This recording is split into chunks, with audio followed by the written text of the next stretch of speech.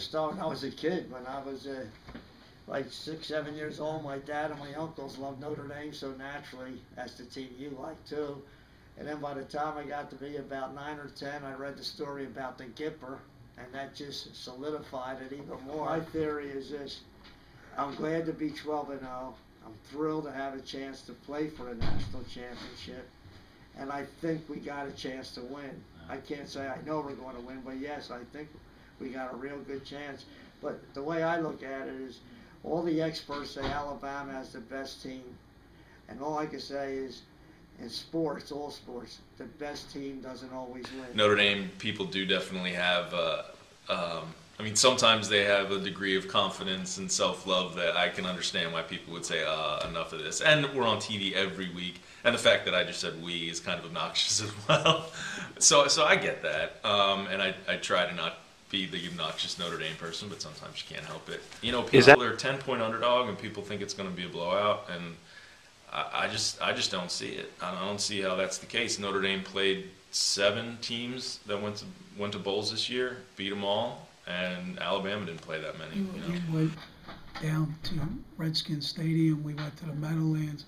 We went up to Rutgers. We would have these big thousands of people come to these games and these tailgate parties, and they would get a game ticket, a bus ride, and the booze. So Baltimore was the largest one of them, and the largest one. Yeah, it was 4,200 people. We paid them $360,000. When you say paid, who paid? Paid our mark. The game they played at 12 o'clock.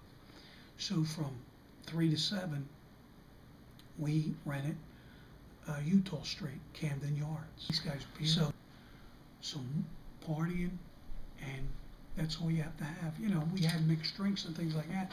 They ran out of everything. So it was, and we brought down 70 buses from here.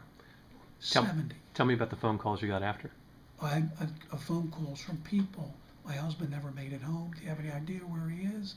I get 20 phone calls Sunday morning. I said, how do I know? He's a grown man. He didn't make it home. I think if they keep it, low scoring, a running attack, and somehow, I'm not worried about the Alabama quarterback. But if they can, control the line of scrimmage and their running backs, if it's a close game, I definitely Notre Dame. I favor Notre Dame.